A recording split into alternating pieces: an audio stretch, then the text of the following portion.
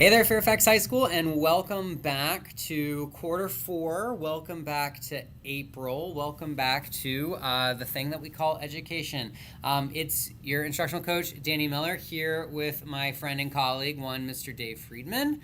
And we are here this week, everybody, to talk to you about the conference that we went to this past week, or back 2 weeks ago, I suppose, the ARIE conference over at George Mason. And we just want to kind of share some big takeaways and some big ideas from that conference. We've got some resources to the right, which we'll talk about in a bit. But Dave, we applied for this conference together. We kind of did this work together. What was kind of your first big impression as we were thinking about all this work we were doing? So the biggest thing I'd say after applying to this conference and applying to some other ones is that apply to as many. If you want to do this, apply to as many as you want to. Find the opportunities and just apply, because it's a numbers game.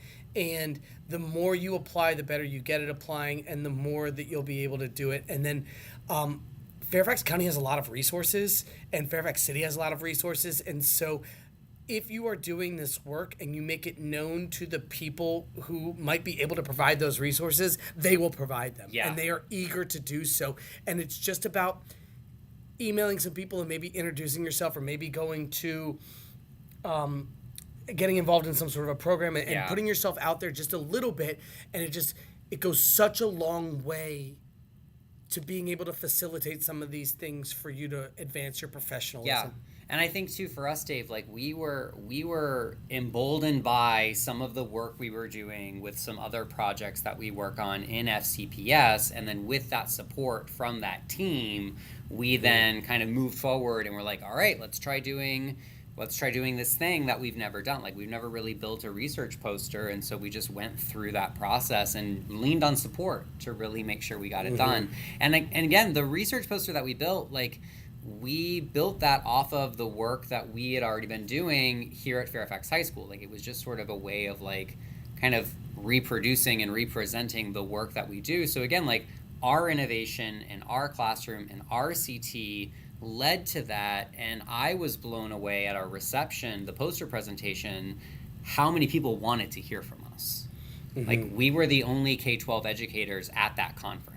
It was mostly PhDs and professors, and a lot of people from like the CEO, the business world, in there as well. And so, and that sort of leads us to our next point in there, is that progress is good, and progress is being accepted at the highest levels in here. Like, we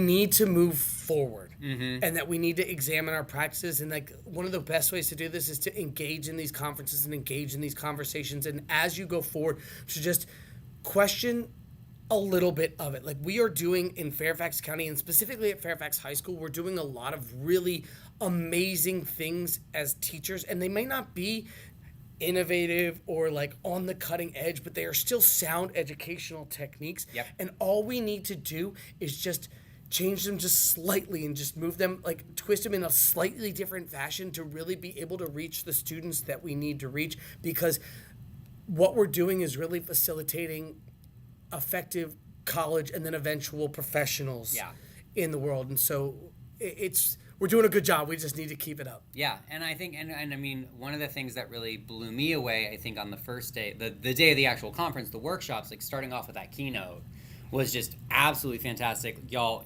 we posted the keynote on the slide here. Our keynote speaker was Reverend Naomi Tutu. That's Desmond Tutu's daughter, who was apparently like the wild child of the family. So like, that's cool. Archbishops can have wild children too. If you didn't know, now you know. But one line that really stood out to me was the idea that, like, in times of struggle or distress, it's important to recognize that, like, you're having a struggle or you're having a distress because the old ways aren't really working the way that they should. And if they were, then you wouldn't be having a problem. And so when you're having that struggle or distress, it's important to like recognize the way that you're doing it and sort of adapt those ways to then survive for the new context, the new experience that you find yourself in. If you're in a flood, you need to build a boat. You don't need to make mashed potatoes, right? Like you need to adapt and do the thing you need to do. Well, and it seems like in times of struggle or times of crisis, we often fall back to like the tried and trues. And really, what Reverend Tutu was saying was that those are the times when you need to reach out and you need to look at what your other resources might be. You can't, in a time of crisis, you can't retreat into yourself. Right. You really need to look at what's out there and rely on the community in there, because that's the biggest thing that we might be lacking as an educational community is the element of the community and the ability to reach out to someone else and feel the confidence in reaching out to someone else, that we won't be judged or we won't be Right.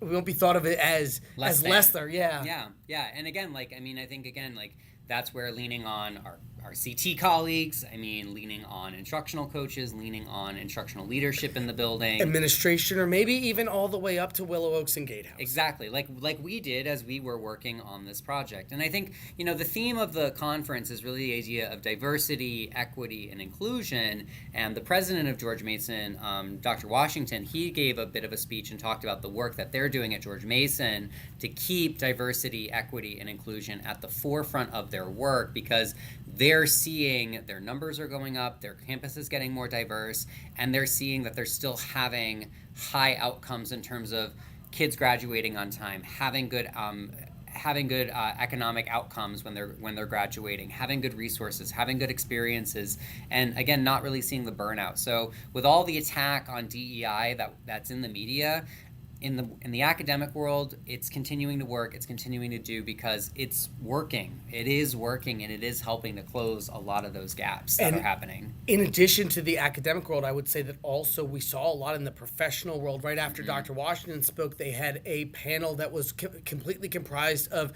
CEOs and HR people and things of that nature. And more what we were saying is that the importance of diversity, the importance of inclusion, the importance of equity in the business setting is not going away, and that businesses really value people who not only honor the community but also add their voice to the community, because that's the way that we become stronger. And if something is wrong and no one speaks up or no one's willing to speak up, then that thing that is a problem persists. Right. It never gets solved. And that's really bad in business. It's really bad in college. It's really bad in life. So we really need to work on making sure that we are putting this at the heart of what we do, so that it continues to matriculate upward. Yeah, and I think that's the great thing to end it with, y'all, is that, like, if you're really going to do the work of diversity, equity, and inclusion, it starts in the small actions. The small actions that we do lead to the larger actions. Like, we can't be valuers of diversity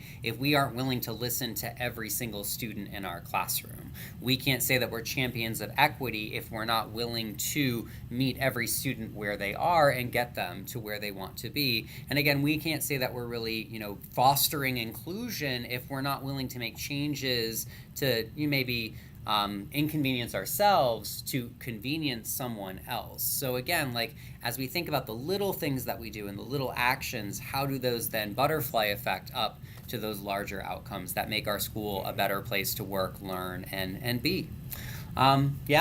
If we're going to have a community of belonging, we have to be the first ones to belong in it, and then we have to invite other people into it. Otherwise, we're just a bunch of ships passing in the night, it really starts with, like, let's reach out to those students, let's reach out to those colleagues, let's build those bridges, because too often, instead of building a bridge, we're building walls. And we need to realize the power in inclusion and the power in diversity and the power of equity, and how we can use those things to get forward together rather than maybe on our own like we had previously. Yeah, and I think that takes me, we can end it with a quote from Dr. Tutu. She taught via Proverbs. She spoke about how she was the only literal-minded South African child in all of South Africa, and so the Proverbs.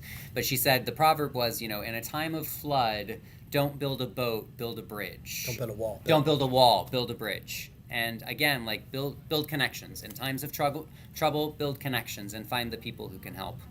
To the right-hand side, everybody, we've got our research poster in high-quality format. If you're interested in exploring that, it's also hanging in the main conference room. Go check it out. You've got the link to the ARIE or ARIE website over at George Mason. This conference is a yearly conference, and so if you're interested in looking at possibly applying for this conference next year, please take a look at that. And then also Reverend Tutu's keynote speech is linked as well. It's an hour long, but it is a great, fantastic hour, which I highly recommend if you're looking for a good way to spend some time.